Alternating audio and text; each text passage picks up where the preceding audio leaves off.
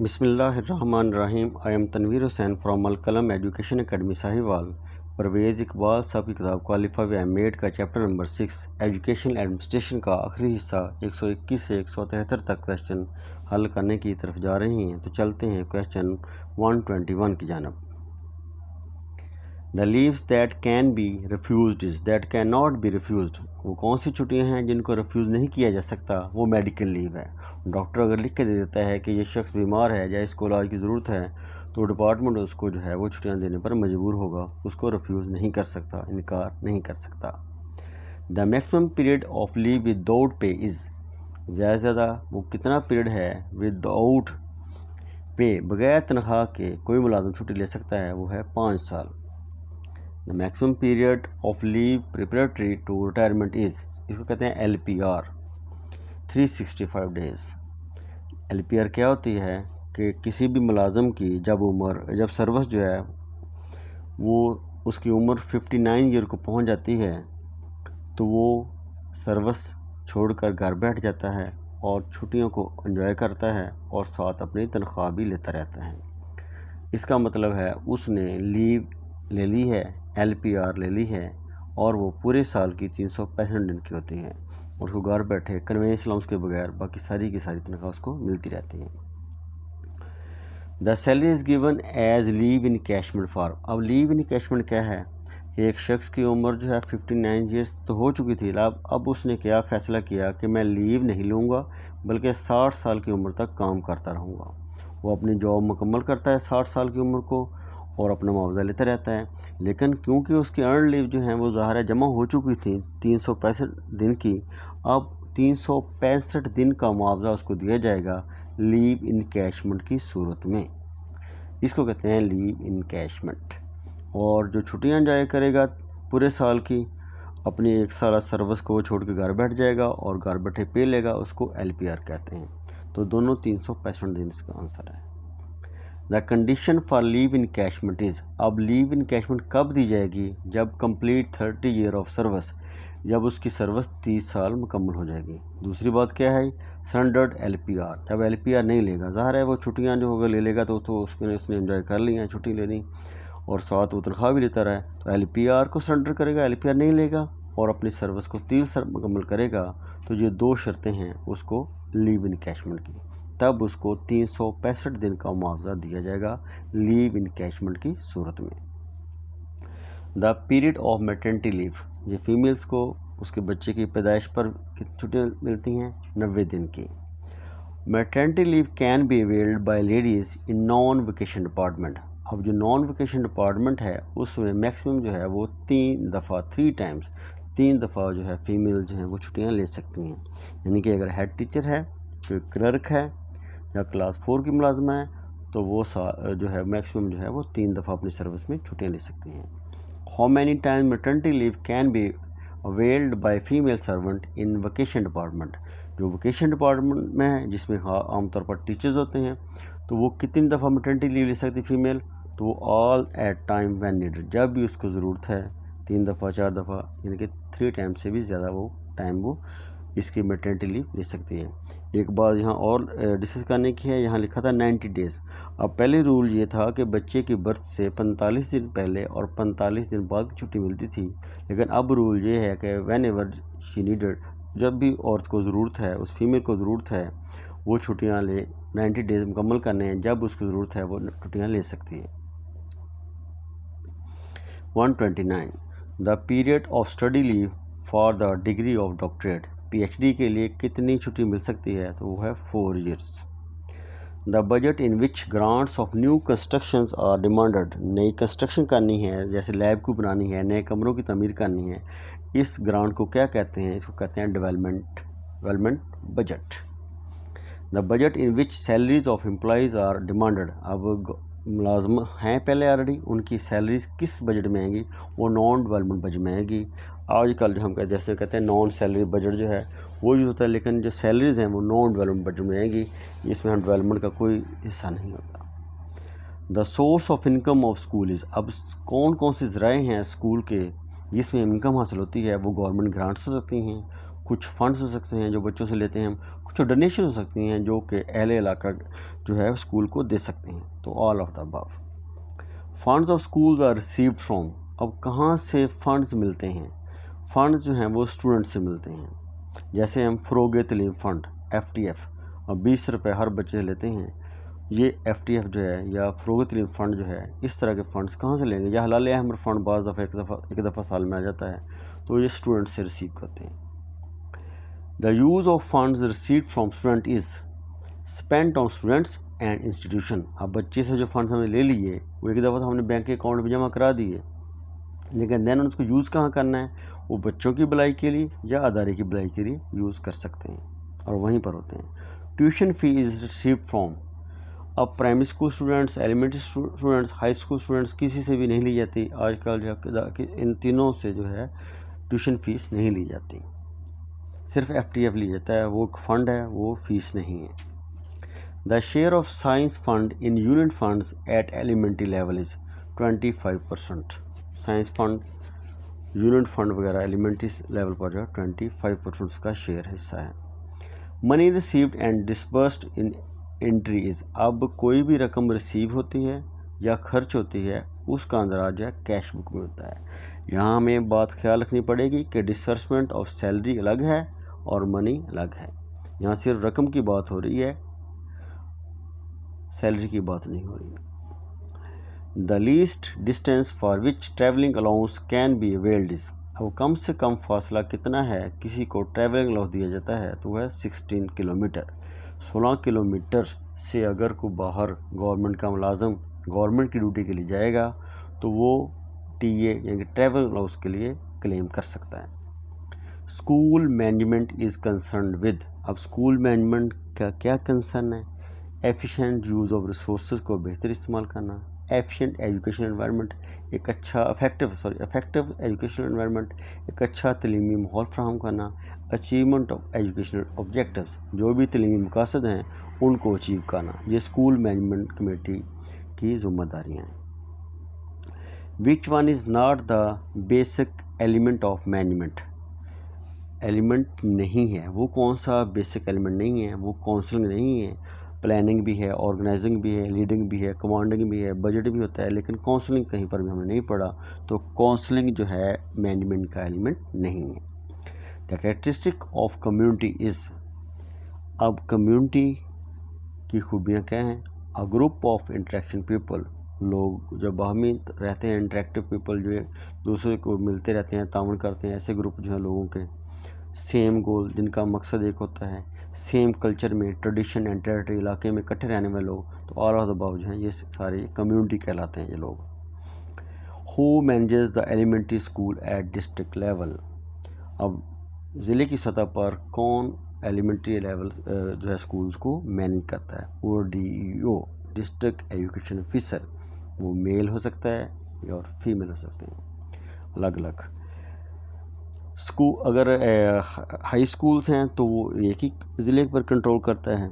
अगर elementary schools हैं उनको फीमेल अलग काउंट करती है, DO फीमेल अलग होती है, DO मेल अलग होता है। अगर हाई स्कूल हो तो वो DO सेकेंडरी कहलाता है, वो हाई स्कूलों को मेल फीमेल सबको इकट्ठा कंट्रोल करता है। School management committee were established in, इसको SMC, ये 1994 में SMC कमेटी बनाई गई थी स्कूलों को चलाने के लिए। 144 the function of school management committee, अब स्कूल मैनेजमेंट कमेटी का क्या फंक्शन था? क्या फंक्शन? वो है प्रोविजन ऑफ रिसोर्स मुहैया करना, to solve the problem faced by students and parents, अगर बच्चे और या उनके पेरेंट्स जो है कोई मसला को उनको आ रहा है तो उस मसाइल का हल ढूंढना। To develop rapport between teacher and parents, बच्चों के वालदैन और टीचर के दरमियान रैपट यानी तल्लक कायम करना, इसको इस्तवार करना, इसको डेवलप करना, ये तमाम चीज़ें जो हैं स्कूल मैनेजमेंट कमेटी की जिम्मेदारियाँ थी।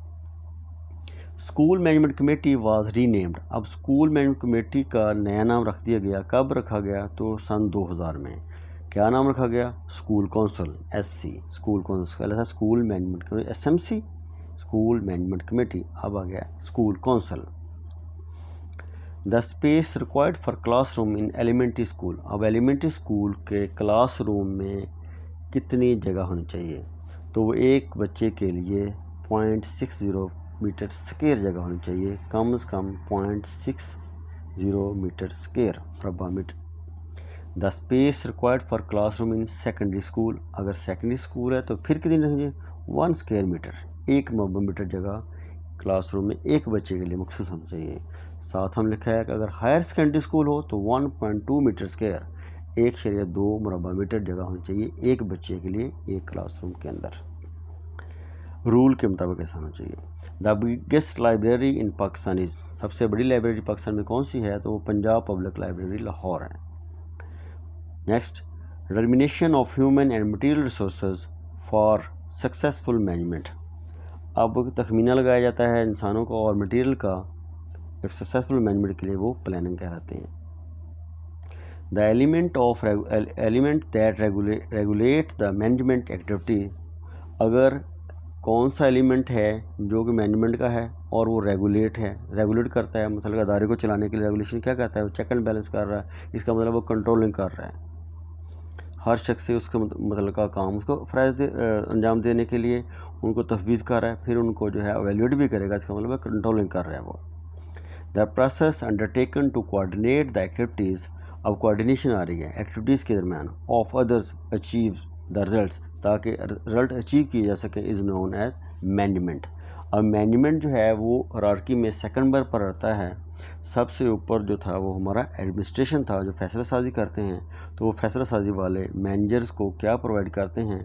तमाम के तमाम सोर्सेज, और फिर ये दरमियान में कोऑर्डिनेट करता है और अपने रिज़ल्ट लेते हैं। तो मैनेजमेंट जो है ये सारे काम करते हैं जी, रिज़ल्ट को अचीव करना मैनेजमेंट का काम है।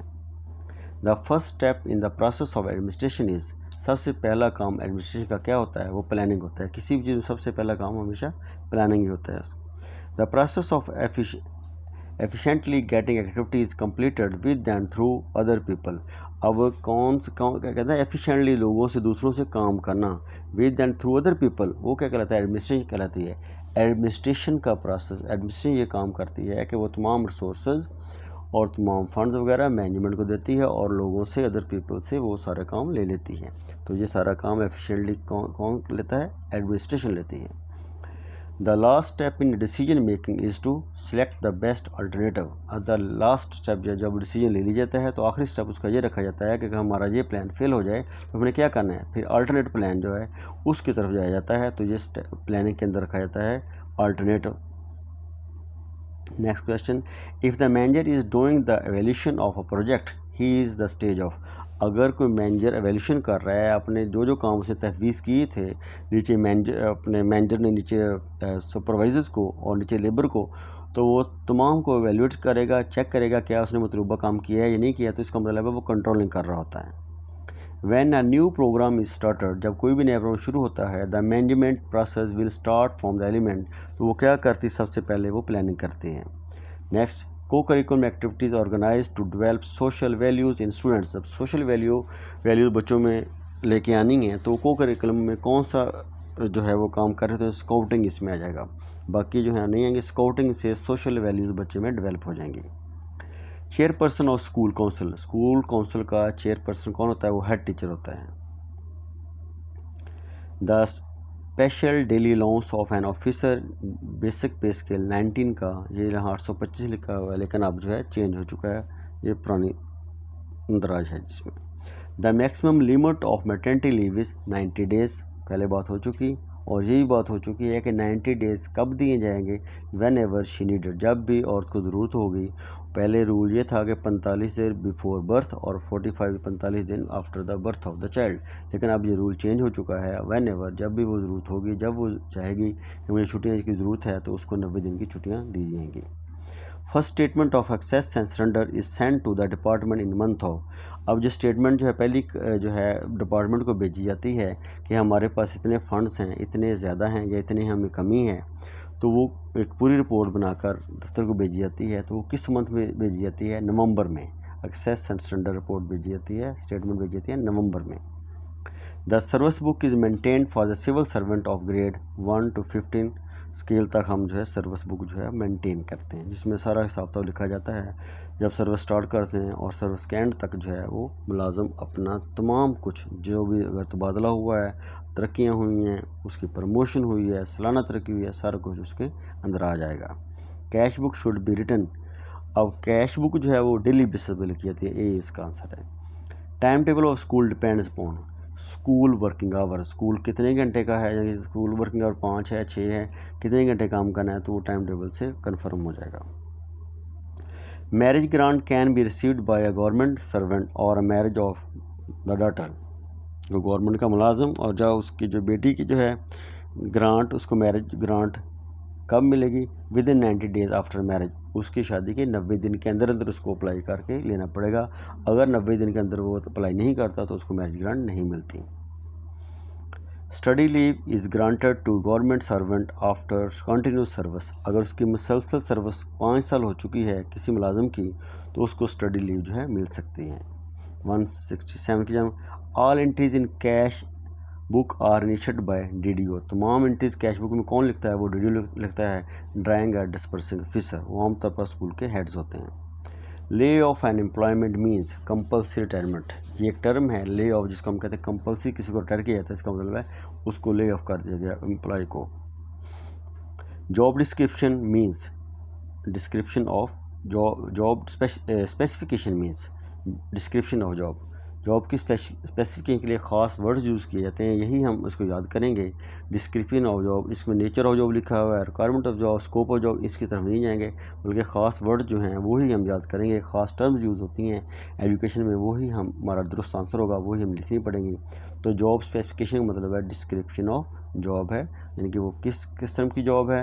अगर वो टीचर है, एलिमेंट्री टीचर है, अगर वो मुलाजिम है तो वो क्लास 4 का कौन सा मुलाजिम है, माली है या वो सिक्योरिटी गार्ड है, अगर वो क्लर्क है तो वो जूनियर क्लर्क है या सीनियर क्लर्क है, तो डिस्क्रिप्शन ऑफ जॉब आ गई, जॉब स्पेसिफिकेशन।